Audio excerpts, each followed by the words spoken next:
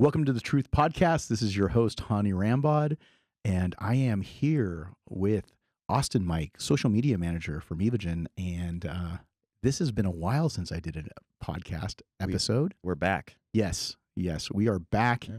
And it's crazy because we just came off of a big series that we did, and it was called Beyond the Pump. So if you guys, follow me on YouTube, it was on that. If you don't follow me on YouTube and you're listening to this on the podcast, all of the episodes, I believe they ended up being 8 total. Yes. And are all on YouTube on my personal channel.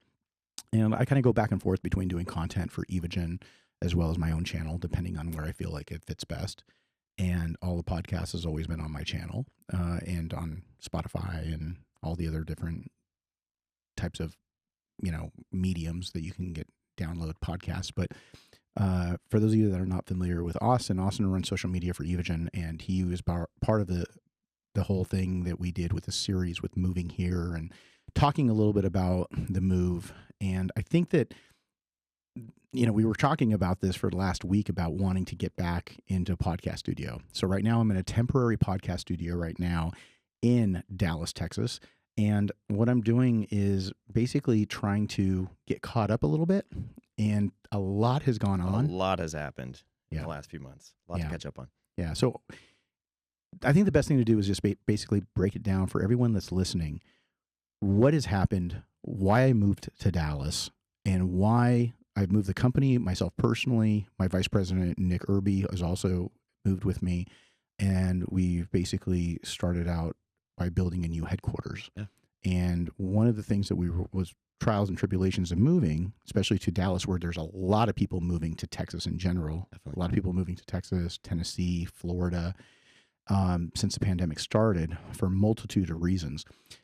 We did it because we really wanted to be able to grow the company and get into more of a fitness bodybuilding space. Yes, because DFW is massive. Just incredible gyms in the area, many, many companies based around here. On that note, I did have one quick question that I wanted to throw at you just from like the fans' perspective. Absolutely. Can you think of the very first moment, the kind of initial thing where this thought popped into your head, like of come to Texas?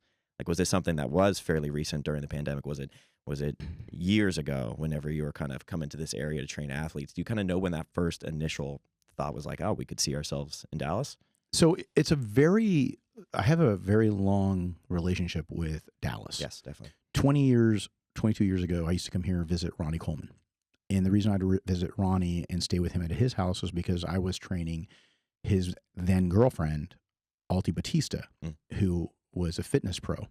So I'd go over there, stay at Ronnie's. I had the great time in Arlington. And Arlington's just about a half hour away. And it's one of those things where I've always liked it. I liked it because it was always the hardcore core of the universe. I mean, Ronnie was training at his best, getting to see him do those things while I was working with Alti and then hanging out with Ronnie, hanging out with Ronnie's family. It was one of those things for a long time. I got to be able to become really, really close with Ronnie. And going back and forth, flying into Dallas, him picking me up, going to his house, going over to Black Eyed Pea to eat, then going at night to Outback. He'd get his filet with his baked potato and sometimes side of French fries, depending. And it was just automatic. So it was it was that bodybuilding lifestyle and being able to do that. And then, being able to hang, train, do all those things. And I remember hearing that, the houses in the area were like $150,000. And it was like, wow, this beautiful brick house is $150,000. That's what a car costs. It's a whole different world right? over here. And then I come from the Bay Area, one of the most expensive areas in the world. Yeah. Like, there's London, there's New York City, then there's Silicon Valley. And even recently, Silicon Valley has just exploded. I mean, the whole real estate market around the world has exploded, but specifically Silicon Valley has just gotten insane where, houses are going for $1 million over asking. But back then it was one of those things that was like, I'd ask Ronnie, I'm like, yeah, but it's really hot. That's like you ask any Persian person, you're like, why would you move to Texas? It's so hot. I'm like, what do you mean? You're from the desert. You're from Iran. It gets hot. This is Iran. Nothing. This is, you're just not used to being from back home, or from Dubai or Kuwait where it's 120 plus degrees. But it's one of those things where it was always one of those things where I really thought the growth opportunities were amazing here because the cost of real estate was very reasonable. Mm-hmm. People, Southern hospitality, people were so very nice, and I really enjoyed it. So every time I'd come back, I liked it more and more. And then, but it was one of those things that I grew up in the Bay Area. My family was in the Bay Area. Yeah. I'm from Sonoma County. So, yeah. So I wasn't born in Texas, but we got here as fast as we could. Yeah. How old were you when you came? Oh, I was 11. So Okay. I've been here for most of my life, but yeah, but you're not that old. You're in your mid-20s, so that doesn't count. Barely been here longer than that. But it's a whole different place, you know. Like you come here for the first time, you smile at people on the street, you're not expecting them to smile back. But all of a sudden, you get a smile back, and you're like, "Whoa, what's going on here?" Like this is a whole different scenario. And there's just so many different components that make Texas great. But it definitely is. You know, it's been a big move. You know, and that's what was really cool about the Beyond the Pump series is the fact that we were able to kind of document pretty much that entire journey here. And I know that was a big thing for you, wanting to kind of make sure that we could show the entire process because it's huge, not only uprooting your business, but your personal life as well. Yeah, and just being out here and being able to meet up with Chase, running into him, running into Lance, and the guys that were helping me with this, with the project, they did such a good job with it. And it's one of those things where what I wanted to do is be able to document it and create a little bit of that entertainment value, but at the same time show the components of what we were doing. And that's what the whole Beyond the Pump series was supposed to be. It was literally like beyond the pump, beyond the workouts, beyond all the stuff that I'm known for, but also this gigantic decision. And again, 20 years plus ago, coming out here, I had that natural kind of just disposition of just wanting to know more about Texas. And again, then I was doing a lot of traveling to Florida, and then I saw some things in Florida that I liked. But at the end of the day, it always came back to the Dallas area. Yeah. And the other thing that I started doing is as we started kind of the last 10 years looking at possibly, I launched Evogen in this next February will be 15 years. So it's 14 years ago, just over 14 years. It was one of those things where in Silicon Valley, the office was one block away. The Evogen office was 1 block away from the Netflix headquarters. So it was one of the most expensive areas. Yeah. I mean, we're just a mile away from eBay. We're about several miles away from Apple. I mean, you have Instagram, Facebook, just 15, 20 minutes up, up the freeway. You have the most expensive area in the world. And so there's no supplement companies there. Yeah. And it's for a reason. Yeah. Because it's super expensive to live. So if you want to make the next Facebook or Uber or Twitter, you go to the Bay. You don't go there to make the next BSN or the next Optimum or whatever you think is a big company.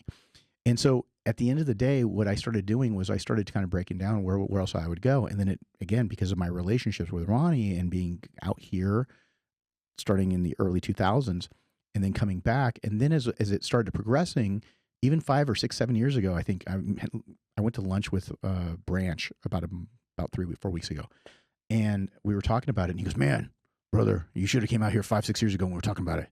You could have come out here. We could have went out and shot some pigs, some hogs, and it would have been out here, and it would have been even cheaper then." And I'm like, that's my shitty. This is pretty spot on. Yeah, that was my. No, we'll just say it's pretty close. I got the right haircut for it. Exactly. That's close enough. And we're about the same height. He's just got about 50 pounds more muscle on than I do.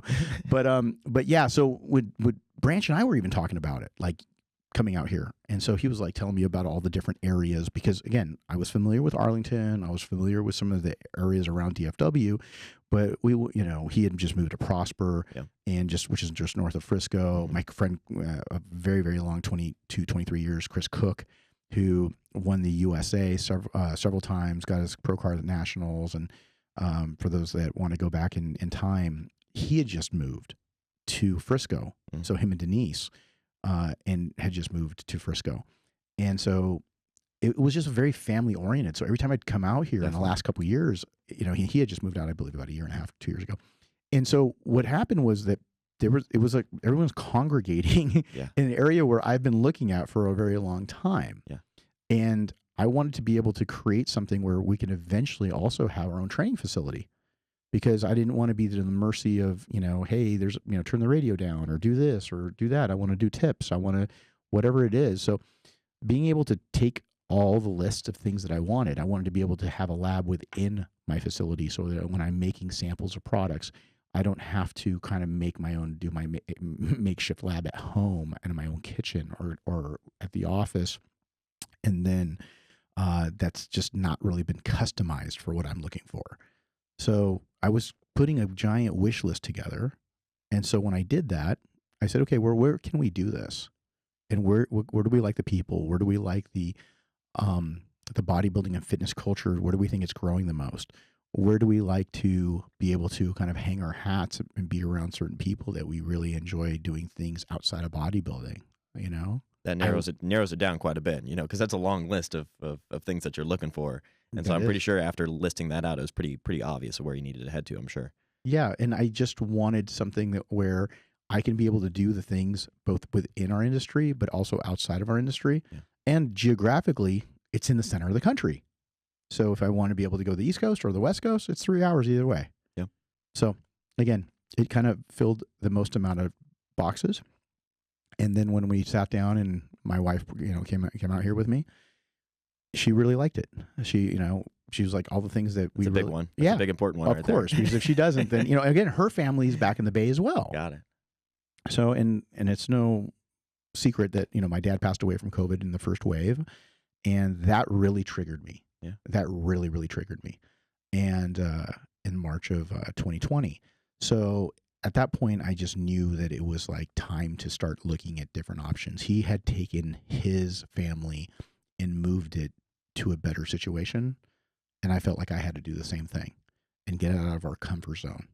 And again, when you look at the entirety of California, I love California. I love the people of California. I think that it's an amazing place to be. But I think that when you're trying to get to the next level, sometimes, especially when you have a business, you have to start looking at different options. And I feel that with the growth of bodybuilding within the state of Texas, especially, I thought that it was a really natural, good fit and a Natural good progression. Yeah. Yeah. And on that note of making that decision, I know that, of course, the process has been extremely challenging, and there's so many moving parts, not only moving your personal life, but your professional life, everything here. But just kind of going back to that one more time, that initial decision, was the decision pretty clear? Like you knew this is exactly what you needed to do? Was that decision very difficult that you had to go over it many times to think about, is this the right thing to do? Or did you kind of know like, okay, this is the right time to make this happen? But then everything else following you had to kind of go through to make everything happen? Or was it pretty much like you knew, okay, we got to make it to Dallas? I think that what happened was we knew that there was a high likelihood we would need to move. Yeah. Especially because we needed a bigger facility. Mm-hmm. We were outgrowing it, especially for the things that I wanted to do with the gym. Mm-hmm. But then it wasn't 100% certain because it wasn't a necessity. It was just something that we really wanted to do. Yeah. When the pandemic happened and everything was going on, and I just felt like that was kind of like the trigger that get my ass on a plane, come out to Dallas, start looking around, and start moving in the right direction. And it just felt right. Yeah. Everything was going through. Seeing Chris, seeing his wife Denise, seeing all of the friends that I had from 22 years ago, who had moved from the Bay Area to Southern California. Then they moved in the last year and a half to Dallas. I was just kind of like, no, it feels very natural. Yeah. Reconnecting with Branch and saying, hey, look, because again, I talked to him about moving out here 5-6 years ago. Yeah. And so it's one of those things where everything just kind of connected again. So at that point, it's as long as I knew that as long as my wife was going to be on board with it, to bring our son out, and we were going to move as a family, and we were all copacetic about it, because I'm not going to do anything without my family. Yeah. Because it's family first. And I'm just saying, okay, this is something that was a decision that we were like, okay, we're all making together. Are we all okay with it? Yes, we are. Okay, now I'm going to go ahead and execute this plan I put together. Yeah, because you have your foundation at that point, inside the company and as well as inside your family unit. You have that foundation to pretty much, because I know that, if you have that, you could pretty much tackle any challenge or anything that comes up from that point. But like on that note as well, if you had to pick one, I know there are several, but if you had to pick one, what would you say was kind of like your biggest challenge moving the company here? Would you say, finding the building or, moving certain things or staff and whatever that might be? What do you think is kind of the main challenge that sticks out to you that's been within this move? Well, my right-hand man, Nick Irby, who's been with me for over, it's going on 10 and a half years. Nick was on board from day one. Mm-hmm. Because he was in the same situation as most people in Silicon Valley, which they're like, do I go out and buy a condo for $1 million? or do I want to go out and buy a nice house for $1 million somewhere else? You know what I mean? And it's one of those things where it's even maybe $1.5 million now in the Bay Area for a condo. So he was on board since we started discussing it 5 years ago. So that was taken care of. It was really at that point, anybody that wanted to come on, to be able to come over to the Dallas office was invited. Yeah. At the end of the day, when I wanted to move here, the biggest thing was because now it's such a hot market. It reminds me of like the California market 20, 30 years ago when everybody was just piling into Silicon Valley with the .com era. Yeah. And it was that .com boom was going on. Everything just started like growing exponentially. Houses were going from like, $350,000, $400,000 to like $600,000, $700,000, $800,000. And now those same houses are like 2 million, Exactly. right? Because just this real estate market has just been on fire. And when you add low interest rates to it, it just pours even more gasoline on that fire. So what was really going to be difficult was finding the building, because everyone's now competing against you, finding a house, doing all of those things. So again, I just, as methodic as I am, I started looking at that stuff right away, trying to find the right building, making sure that we're, in an area where we're going to be close to the airport. And we settled on finding a new building in Irving, which is literally like less than 10 minutes from the DFW airport, and has a big enough facility where we can have my new lab. It's going to have my new gym, and it's going to also house warehousing. So Which I'm excited about. I've not had a chance to see it yet. I'm very excited. Well, I did that on purpose so I can actually show you when we start doing the demo. Oh, yeah. Yeah. We got to get in there, and any kind of stresses, go ahead and grab some sledgehammers and start clearing out the bathrooms. Absolutely. So the building that we did find is a little bit old. It is old. It needs a lot of work, but that's been obviously budgeted in. So we're going to go in there, and we're going to bring Angry Nick. I give him that nickname because he sometimes will scream at his keyboard when it's not working or whatever. And it's kind of that's what you like here in there. Yeah, go in there. Yeah. So I told him, he gets to go in there, throw in. It's kind of like those rooms that go in there, those damage rooms. You can go in there and rent out hours or minutes or whatever. Or we just go ahead and sell tickets initially, and we can just get a bunch of free labor. Just sell tickets at the door, give people sledgehammers as they come in, just point them in the right direction, and we can start getting the building cleared out. Hey, that's not a bad idea. But yeah, so we're going to be going in and starting doing demo. That's actually going to be happening next week. Awesome. And so that we can go in, you hit the nail on the head. We're going to go in, remodel the bathrooms. And so there's a lot of tile that needs to be removed. And then we're going to be clearing out a lot of space in areas where the gym equipment needs to live. And then there's going to be some reconfiguring, a lot of new carpet, a lot of new tile, a lot of new just fresh paint. It's just the building needs a lot of TLC, but it's a very large building. Yeah, the gym's pretty solid size gym inside the facility, right? How large is it? Oh, you'll see. Yeah. So for all of you that are interested, we're going to actually, what we should do is we'll document it. So that's right when we start doing the demo and we start doing everything. All right. But yeah, it's a pretty good size. It's nothing huge for the gym, but I think that having everything under one roof is going to be really nice, because now we're going to have the HQ and you're going to have the gym. And like I said, we're going to have warehousing, so that way we can take care of everything in the central United States from our facility. Yeah, very much like what you were saying earlier. Is I'm thinking about it as the social media manager from my perspective of content. Like I'm thinking, all of the different types of content we could create, pumping out more, having the access right there, adjusting all of those little things go into the volume of content that we can create.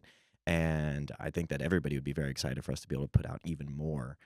Just being able to have that facility right there. If you need to do anything, you just pop right next door and be able to film all of that, as well as having athletes come in.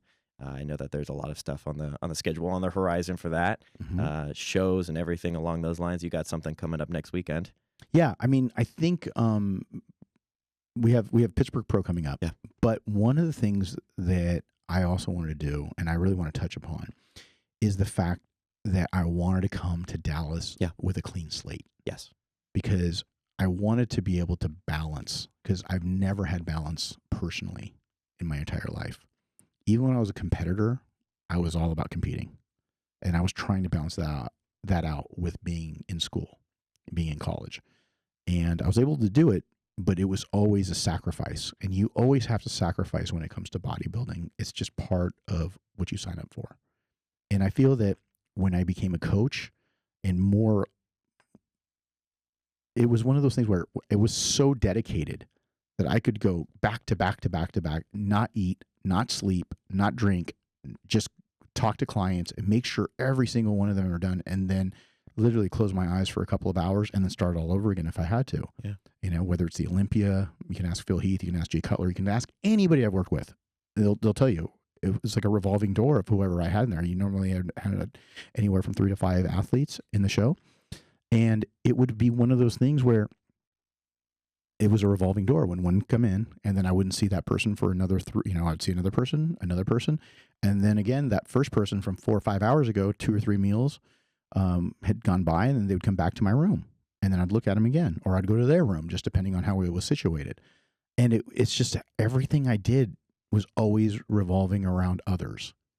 And here now, getting out of that same environment of the Bay that I was in, I felt reinvigorated about wanting to train and being able to kind of take care of myself.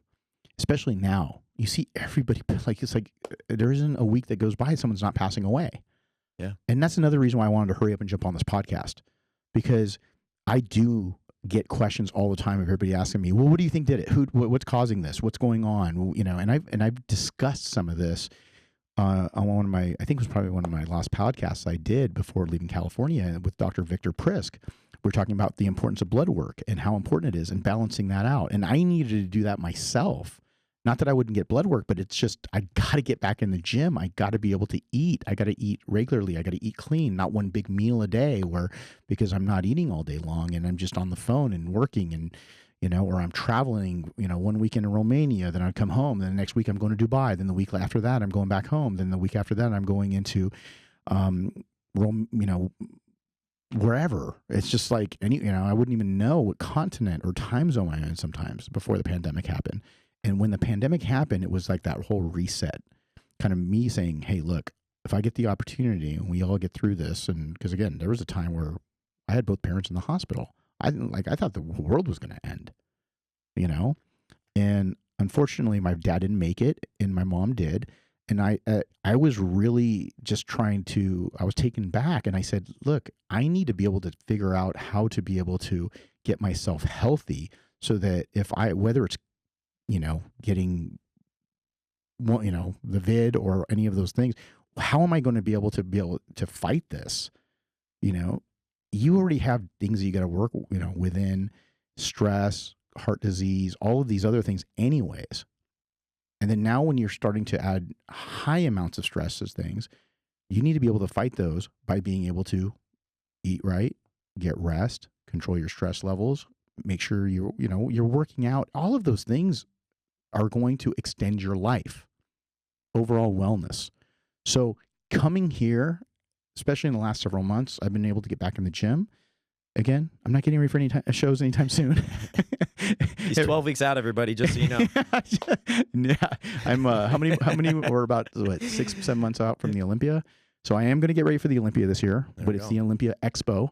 And but in all seriousness, it's just about trying to do that as well. So again, there's a lot to catch up on with this podcast, but it's really the journey here to Texas, but also the mental shift of being able to say, okay, as I'm sitting in my house and I'm designing product after product, I remember I was like trying to do Brain Builder because I wanted to, it's a product so that it's a focused product because I needed some things to be able to help, but I didn't want it highly caffeinated.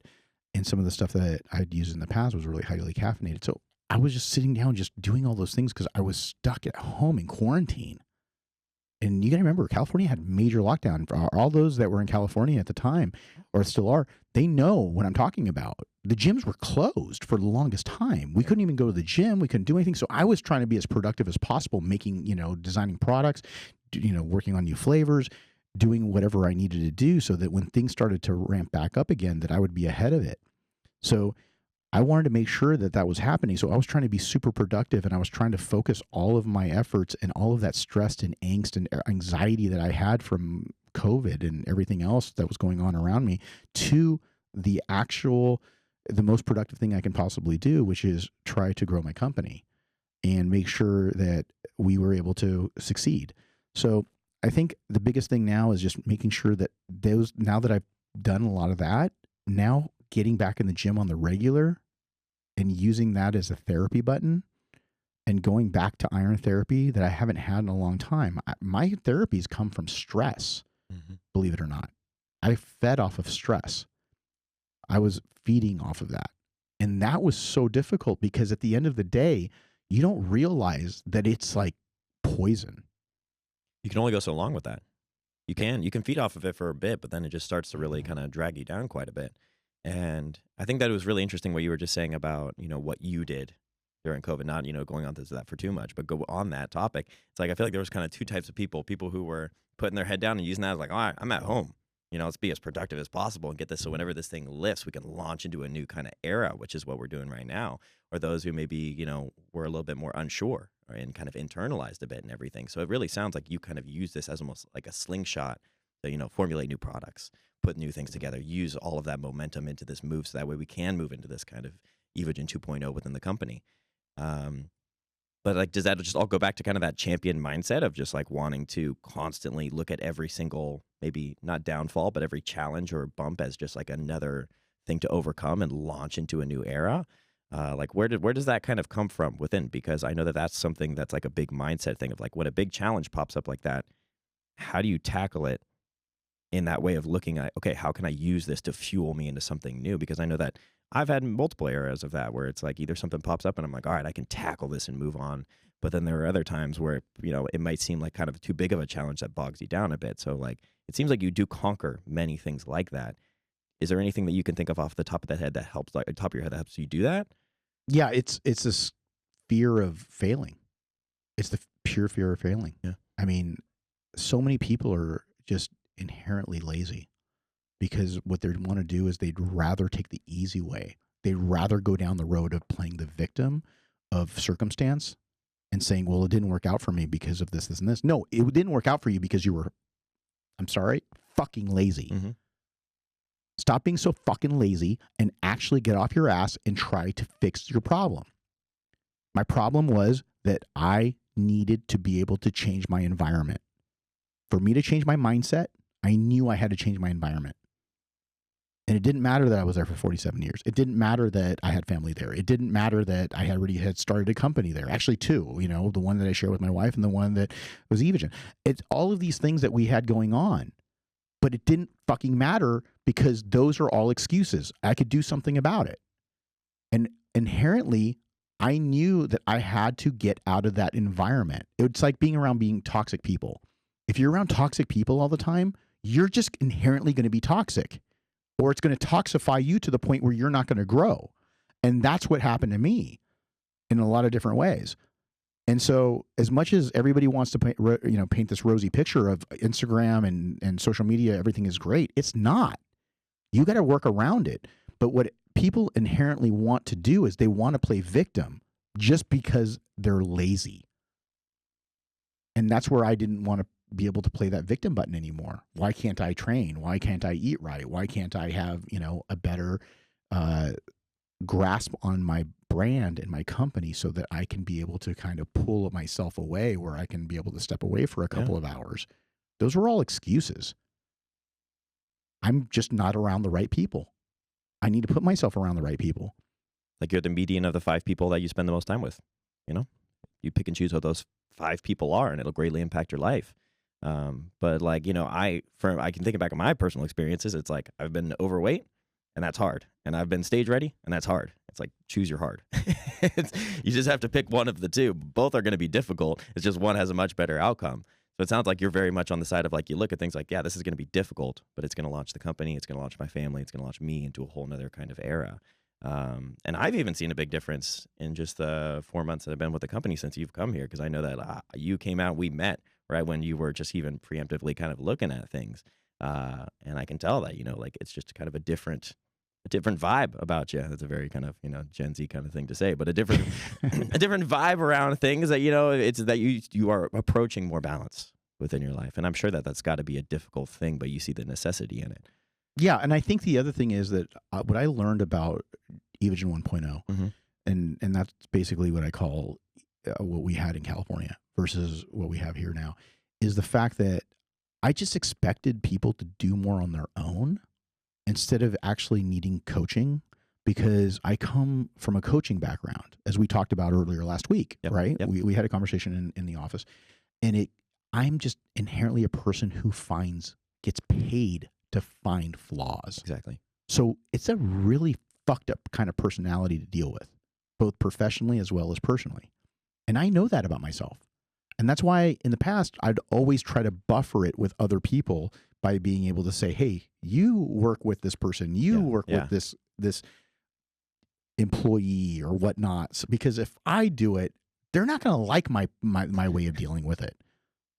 And again, I'm just not used to softening up for people. Well, because you've created the best physiques in the world, but you're not doing it because you're like, man, your biceps look great, and then they're lagging in another area, but you're just like, your biceps look great. No, you're gonna find the one area that needs to be improved upon, or the multiple areas, improve those, create a better physique. You know, like you don't get to that level of perfection or as close to it from just being like, everything's great, you know, you're doing great in this area. You have to pinpoint those things, but you're right. It can be kind of, you know, you sometimes need those buffers because not everybody can kind of take that initial kind of approach.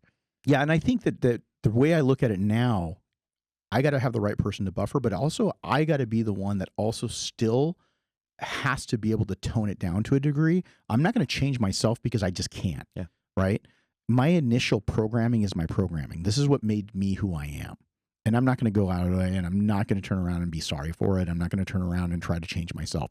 But what I can do is I can try to create a better delivery system.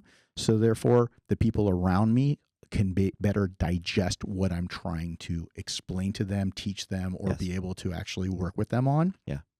So it could be, you know, parts of my sales team. It could be parts of my marketing team. Any of those things. But at the end of the day, I can't sit there and just expect somebody to do or want to be the next me or do things that are at such a high level right out of the gate. And I feel that it's one of those things in the past, if I would have looked at it, I would have been like, well, why aren't you this way? Why aren't you more driven? Why aren't you, you know, more just dedicated to what you want to do? So therefore you can be able to get paid more because you got more responsibility, and it just seems like it makes sense. And it doesn't make sense for everyone the same way. Yes. And it's okay. It's okay. It's just a matter of understanding what are their hot points, what are the people's, you know, buttons that you can push in terms of saying, hey, like, how do you get that person to get really motivated? What goes on? It's not going to be anywhere close to what I did with working with Jay and running him like Zorro or Phil or Hany or this guy or whoever it is, right? That works in the bodybuilding fitness space or one of the many celebrities I got a chance to work with throughout my days in doing being a bodybuilding trainer. And at the end of the day, I just feel like, you know, I can go back and look at even the NFL guys I work with, how they changed their mentality on the field versus off the field, and how they would literally turn themselves on. And you'd hear about guys like Kobe Bryant that would turn around and go into that Mamba mentality. Yep. And there's certain things about those things that just never turn off for people. And I'm like, God, aren't you like that? And not everybody's like that. And it's okay. But you got to turn around and understand who your audience is and who you're dealing with and who you're working with, right? Do you think everybody's capable of that, but within their own, they haven't found the thing that they're just that passionate about? Or do you think it's kind of there or not? I mean, that's a tough question, but I think no. I think you're either inherently a dolphin or a shark, period. I think you're either a dolphin or a shark. Now, can you be a more aggressive dolphin? Yes, you know, but at the end of the day, you're going to be inherently very, very hungry. And it just like you have a chip on your shoulder. And that chip on your shoulder, you're going to use, and you're going to pour that damn gasoline on there. Like I did when I was coming up, right? I'd listen to haters go online on Get Big or here or there. And I would get mad and I'd call Ronnie Coleman and I'd be like, dude, this guy's talking shit and da-da-da. And he'd be like, dude, man, you got to just worry when they stop talking about you. Back with more impressions. But yeah. I mean, that's just, you know, how it was. Because honestly, I would get worked up. And he was like, dude, that's what you want. You want people talking shit because that's what you use for fuel. But if they're not talking shit, that means you're not doing anything that's catching anybody's attention. Exactly. So at the end of the day, you got to turn around, put work in, not focus on the other bullshit around you, and be able to not be able to tie yourself to a person or a competitor or whatever you want to look at on the left or right of you, you need to just focus on really what's on top of that mountain and how to get to the top of that mountain. And just be able to plan that out and be able to really work on making sure you hit those milestones so you can do it. It's just like when I put together a program for somebody that's getting ready for the Olympia. I work backwards. I don't work from where we're at. I work for where I want to get to, at where at that goal, and then work backwards and say, okay, this is where we're at. That's what it comes down to. It's all about kind of figuring out that end goal and then kind of, stair-stepping back from there. And actually, I thought about that because I'm getting asked some questions that I've just been very curious about. But is there for you a top of that mountain? Like, meaning, is there kind of an end to where you see, is it constant progression and that mountain is growing every single time you climb it?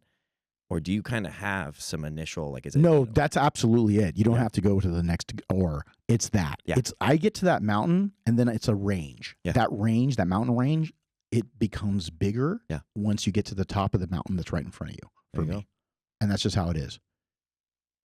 I think somebody who really, really is driven, that's it. That's why I'm saying, like, that shark versus that dolphin mentality is really about making sure that, where are you? And you got to understand who the fuck you really are, because don't lie to yourself, because everybody wants to do what lions do. But if you don't like blood and you don't like to kill, then don't sit there and pretend to be a fucking lion. It's just how it is. And that's where I'd be like beat around the bush and be like, hey, it's okay. Let me go pat you on the. No, that doesn't work that way. That's why my mentality has never been for everybody. That's why I always sit there and go, well, why does Hany only work with certain people? Because most people can't digest my type of personality, fucking period. I come across as an asshole to most people. Sorry, but I'm not. I'm sorry for you who can't deal with that, but that's okay. It's not for everybody. But what I'm down with is people that are like-minded who want to grow and get better. And also understand, like, again, we had that conversation in the beginning of last week that, like, where that pressure is coming from. It's not like to try to push somebody down. That pressure is like no pressure, no diamonds. You see that, you're like, all right, there's potential there. We can push here with the potential in a physique, potential in whatever it is, personal life, potential in anything, is you push.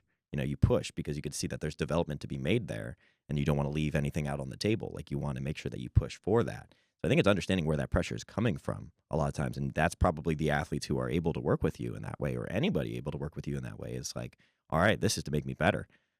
Because I've made great strides in the 4 months since I've been here already from a lot of that pressure. Like, okay, like, got to work, got to push this, put the work in, got to make sure that things are up to a certain level and then surpass that, everything like that. So I think that that's probably, if I had to guess, the personality mindset that clicks with that is digesting that pressure and understanding where it's coming from, the intent behind it. That it's not any kind of, like, malicious in any kind of way, or trying to attack somebody or whatever. It's like, no, I care in a way, so I'm going to push you so that way I can see what you can really turn into. Yeah, because I'm challenging you. Exactly. Right? So I'm challenging you. But if you're taking it as, hey, it's oppressive, or it's this or whatever in a negative manner because you think that it's belittling or that, it's not going to work, because it's all about perspective. Yeah. Right? But if I'm putting my time and effort into trying to sit down and create goals and saying, here, this is where this is coming from, and it's coming from a good place that's going to try to get you to grow within the brand, within the company, within the, let's say, the bodybuilding community, so that you can turn around and become that next champion, whether you win or your goal is in the top 3, whatever that is. Yeah. You're trying to get to a place of just refinement and to be able to get just overall improvement. And that's where you have to understand that person, I'll guarantee you right now, every person that I speak to, they say, hey, who is that childhood teacher that helped you the most? It was probably the one that was the asshole. It was probably the one that sit there and said, man, you did not like that person then. And that's where people have to understand, it's all about perspective, because as you've gotten older, you go, wow, that one 4th grade teacher that I used to have, he was such a jerk because of this, this, and this. But then I look back at him and I go, God, that guy really taught me discipline. He really taught me discipline. Or that one coach in football, or whatever it was. and then you turn around. But at the time, because your perspective was different, Yeah. you felt like, oh man, he was picking on me, or he was this, or he was You that. never appreciate it in the moment. You always appreciate it later. Yeah, Yeah. or you don't, or you just turn around and you don't appreciate That's it, true. and then you sit there and point the finger and you play the victim. Yeah. The person who appreciates it is the person that genuinely wants to be better. Yeah. And I just think that at the end of the day, I wanted to be better. I moved. I was tired of creating the excuses for myself. I was tired of making all of the excuses where I'm going to turn around and, you know, try to bring out these epic images of these bodybuilders that, you know, yeah, I used to be a bodybuilder. I was a natural bodybuilder. I was never Jay Cutler or Phil Heath, anybody like that, you know, Hany Chopin, you know, any of these physiques that I had, you know, the pleasure of being able to work with. But at the end of the day, I also didn't have to be who I was. But I felt I did at the time because I felt like that's what was making me better, because I was putting so much time and effort into it that it didn't need to be balanced, because when I was a bodybuilder, there was no balance. Yeah. Oh, there's no balance in it. Right. Not at all. Right. But when it comes to the other stuff, and I think that's the problem with bodybuilding right now. I think that going down the road of this bodybuilding, everyone thinks, I got to turn around and take all of these drugs to be the best, because that's what all these other people do. Wrong. It's 100% wrong. I've worked with the best physiques in the world, the most gifted, some of the people that not so gifted that became champions even without the best genetics. And at the end of the day, none of them that I worked with thought that they would turn around and have to put crushed up glass in their shoes to do cardio, because the more miserable they felt, the better they looked. And that's where that mentality comes from, by taking a ton of gear and not caring about your blood work, not caring about your health, not caring about anything else, and being miserable and making everybody else miserable around you. Your friends, your family, you know, you can't keep a job down, because at the end of the day, that's sacrificing as well, because you're a bodybuilder. You got to be eating out of a plastic Tupperware container 6 times a day and piss off everybody around you and smells like fish. At the end of the day, these are things that you can control and you can better be able to balance if you really have perspective, the right perspective, instead of being a selfish narcissist, which is what most people in this industry are. Do you think on that front of not looking at all of those things, ignoring it all, and just doing the kind of whatever it takes mentality in that kind of way, maybe even the unhealthy way, do you think that currently there is a bit of an awakening around health and aesthetics, you know, not just focusing on one, but pivoting towards the other based on recent events? Do you think that that's kind of, there is a bit of that, or you think people are going to kind of carry on? I hope there is. Yeah. But I have a feeling they're not. And I'm not trying to be a pessimist. I'm just being a realist. Yeah. I mean, I just think that people just inherently want something easier. If they can turn around and pull the syringe back further without doing as much cardio, or if they're going to take some pills that they think they're going to burn body fat, like i.e. DNP or whatever stupid shit that these people come up with, to turn around and do something that's going to inherently really hurt their bodies, their organs, and all of these other things, they'll do it because at the end of the day, they're inherently fucking lazy. Mm-hmm. Why is my system so hard? Because it comes from a natural bodybuilding background. That's what I have. As much as everyone wants to think that it's all about drugs, it's not. Ask anybody that I worked with.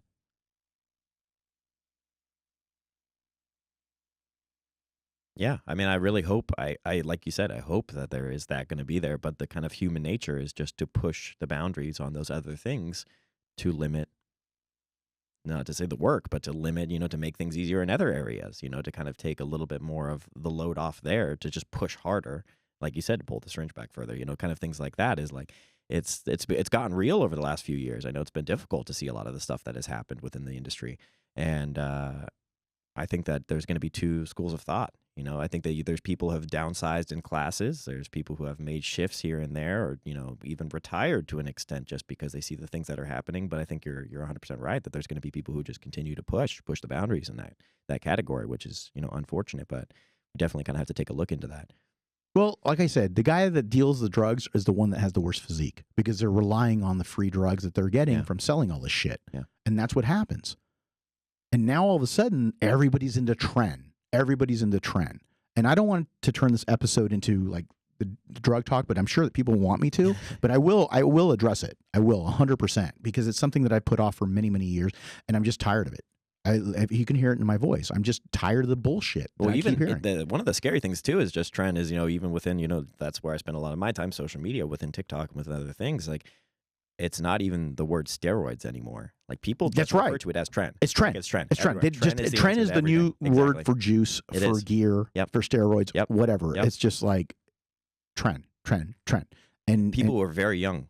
Very young. Oh yeah, they're in their early mid-teens, and they're starting to hear about that, right? Because everybody's been so open about it that it's almost like it's a supplement. Yes. But they'll turn around and say creatine's bad for you, but fucking trend's okay for you.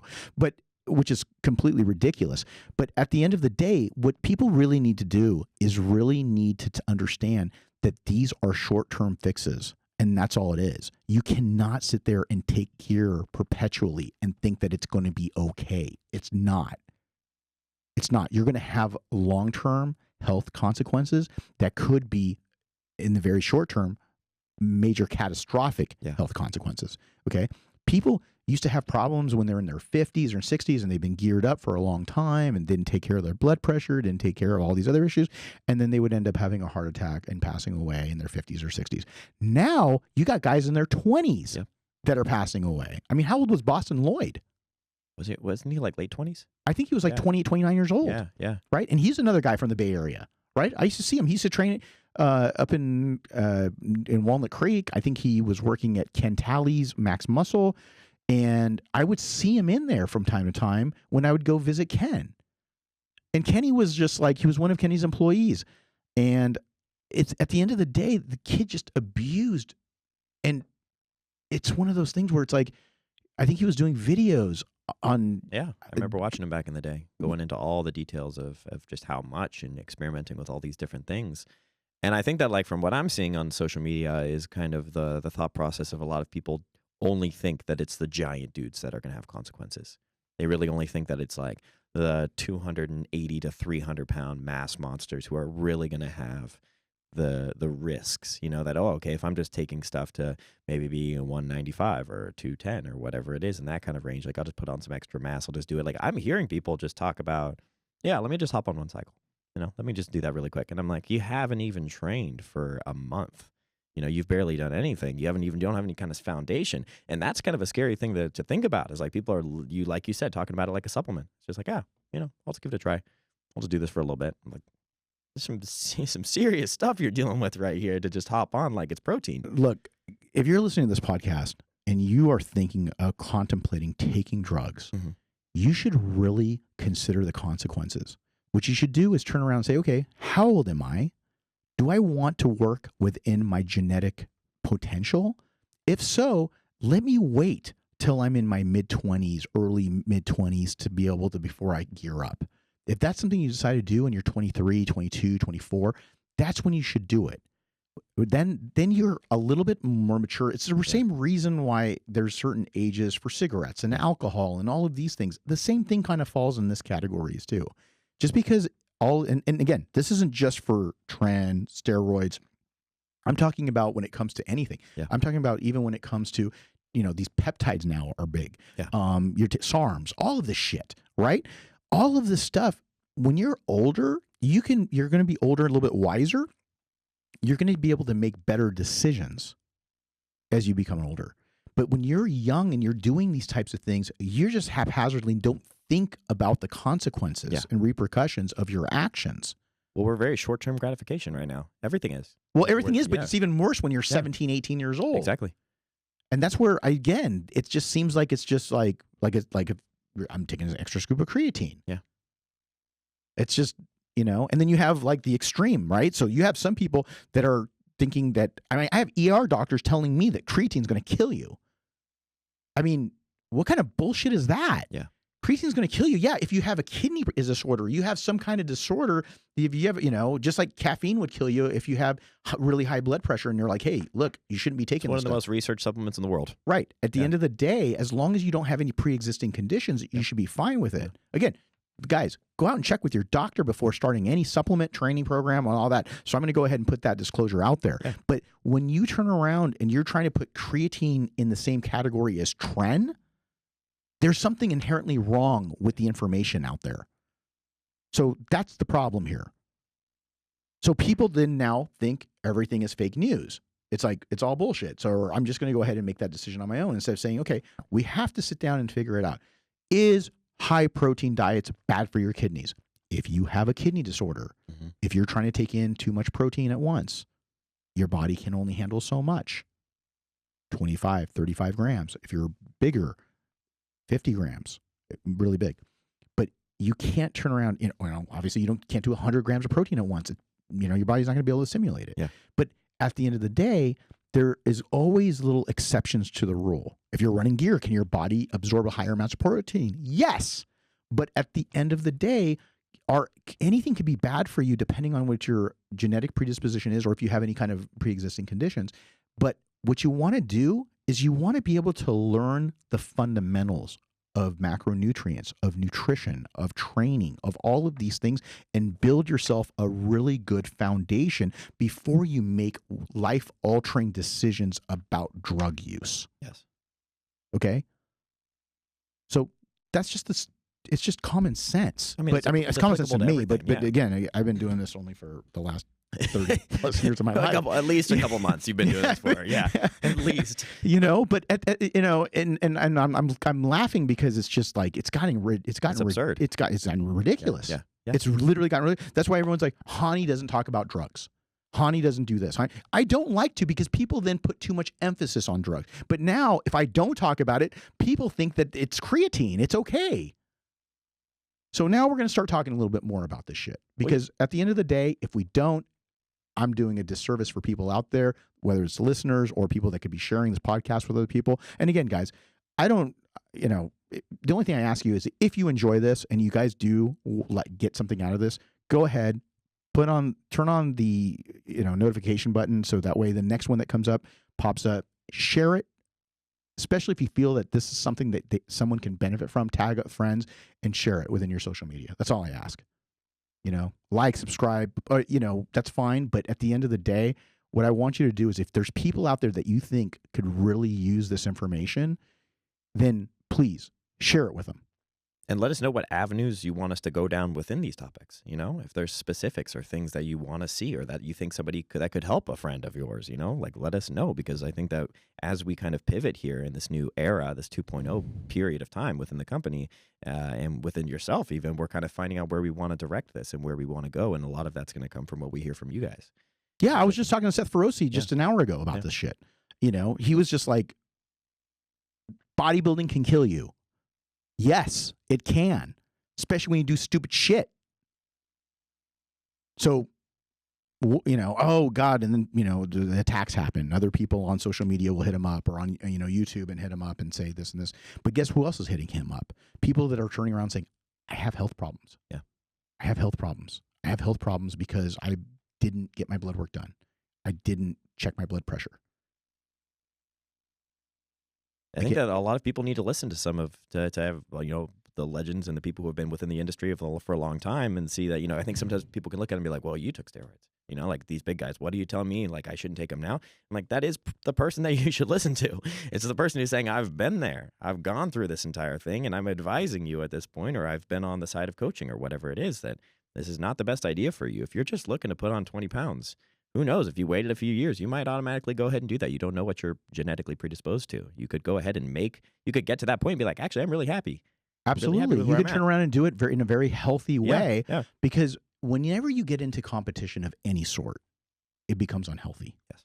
Anything. I don't care what kind of sport it is. It could be marathon running. It could be, you know, everyone, oh, marathon runners, their body fats are low. Dude, people die from marathon running. Yeah. Okay. Yeah. Because they genetically have a predisposition that they didn't know about, and the guy turns around and has a heart attack and dies doing the Boston Marathon. It happens all the fucking time. But you turn around and look at the person and you're like, that guy's got like 4% body fat and he's the epitome of just like, wow, that's health and wellness right there. But when you start doing extreme things, ultra running, 100 miles, this and that, you do any of these things, it can end up hurting. You know, going for a hike is cool. Going up the, you know, KT 22 or going up to Mount Everest or whatever one of these gigantic mountains are that I'm not familiar with, and besides Everest, people die because they're doing something on the extreme level. So whenever you start doing that, that's what ends up happening, especially when you're willing to do stuff like take diuretics now, and you're starting to do all those things. That's a whole nother Oprah, man. This is another episode. Taking them to the extreme. I've talked about getting in shape early so you don't have to do stupid shit at the end. Yeah. That's what I do. It's not rocket science, gentlemen, women out there that are listening. I'm sorry. I hate to break it to you.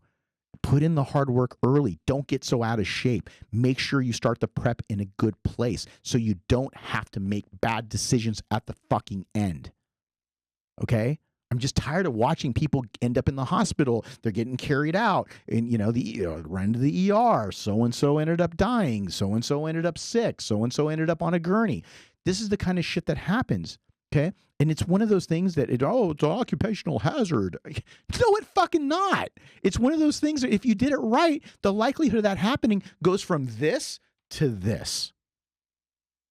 And at the end of the day, it's much healthier and it's much more attainable to be able to come back and do for years and years down the road. Yeah, because there very much is that mindset to an unhealthy extent. It's within every sport of just whatever it takes. But I think that within bodybuilding specifically, there very much is that mindset of like, if you don't, like you said earlier, walk with the glass in your shoes, or if you don't struggle and kill yourself and like go to the fullest extent of everything you could possibly handle, even if it's not even creating the best physique, I think people still want to do that. They want to talk about how horrendous their prep was and just how extreme all the stuff they did. And it's not even like, okay, well, how can I do this in a way that's also going to help me do this, like with longevity in mind? No, because all they think is that I want to be the next Jay Cutler, I want to be the next Phil Heath, and I got to do it as quickly as possible, and here you go. Believe me, if you're going to be the next Jay Cutler or Phil Heath, you would already have big arms walking into the gym, just like Ronnie Coleman did. Okay? I feel personally attacked right now, but we'll continue on from that. Well, it's okay. It's okay. That's why you're really good at social media. So at the end of the day, everybody has to do their thing, but you don't have to turn around and try to chase a train and try to jump ahead of it. And some people try to do that thinking that it's going to be okay because it's hardcore. It's fucking hardcore, bro. I'm going to turn around and be so hardcore. You know what? I heard about that. I heard about people talking about how that this is I'm hardcore. I mean, it's stupid. It's not hardcore. You're just being stupid. Yeah. Get with a doctor, especially if you can get with a doctor that understands, And it's one of those things that if you have a bodybuilding background, a doctor who has a bodybuilding background, then that helps because then they understand both sides of the equation. They understand what you're trying to do, and they're going to try to take you there in a safe place. So that's the best way to do it, is get with somebody who really gives a shit about you and not somebody who's trying to use you for a fucking chemical billboard. Exactly.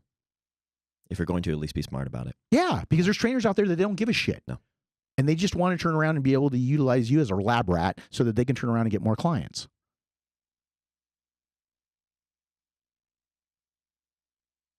That's pretty much it. Like, yeah, it's so prominent. I mean, that's literally happening all the time right now.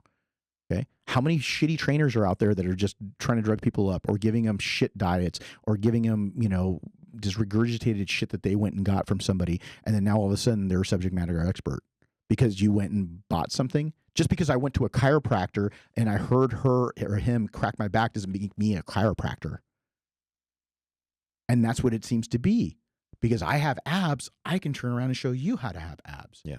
And this is bullshit. Because at the end of the day, you are a loaded weapon. You could turn around and dictate some really serious harm to somebody if you can turn around and think that, hey, look, you know what? I've heard so-and-so's doing this, or I'm going to experiment.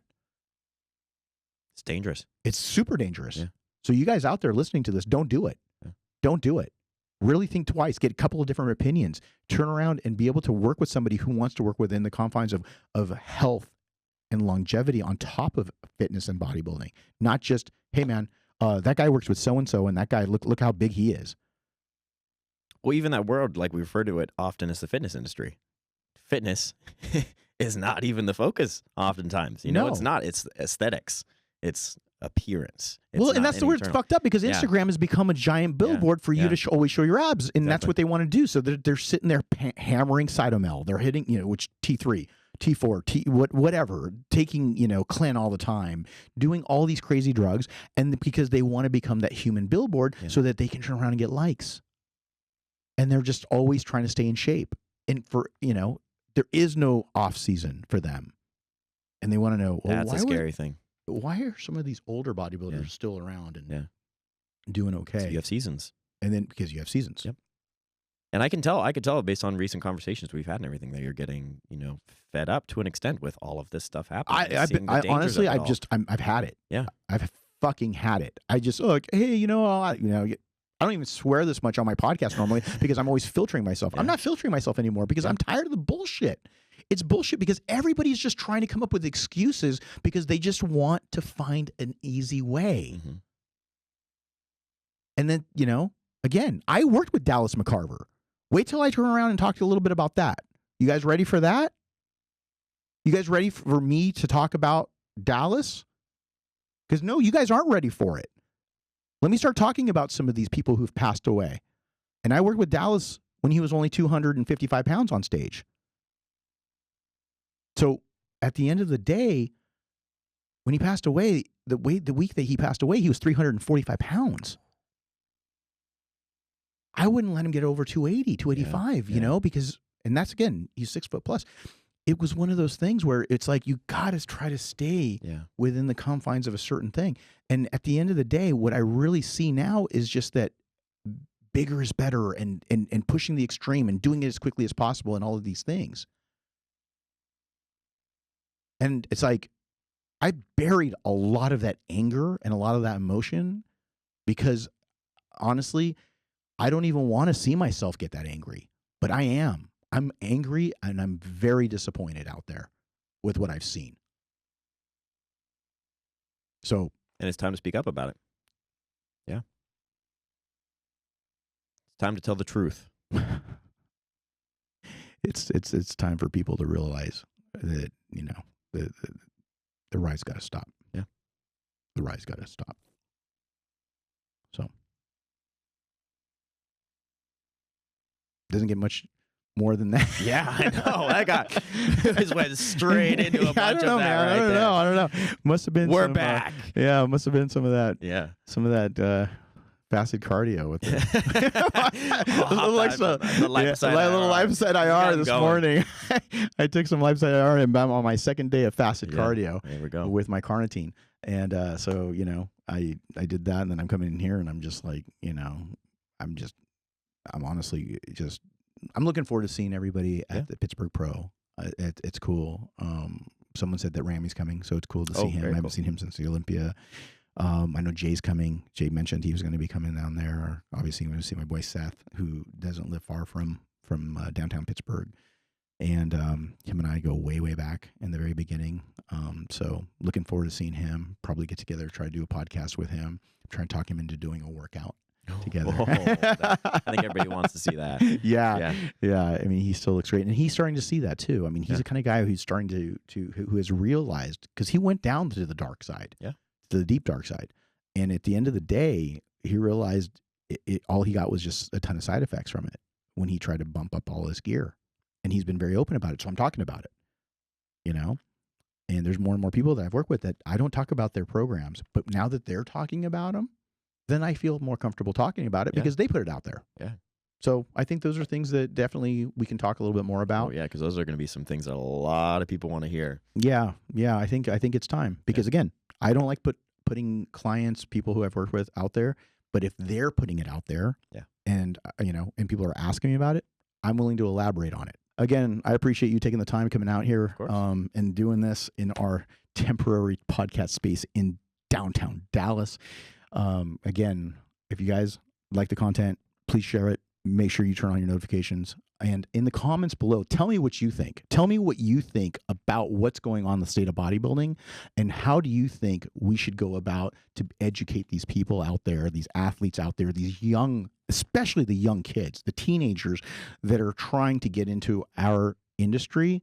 But how do we turn around and do that? So tell me what you guys think. I'd love to hear what you have to say. I'm a 47-year-old man who's been doing this for a very, very long time. especially the younger audience. I really appreciate all of you guys with all your support. And again, and thank you for your time. Of course. Yep. Happy to be here. Yep. Hany Rambod, and I'm here with Austin, and that's the truth.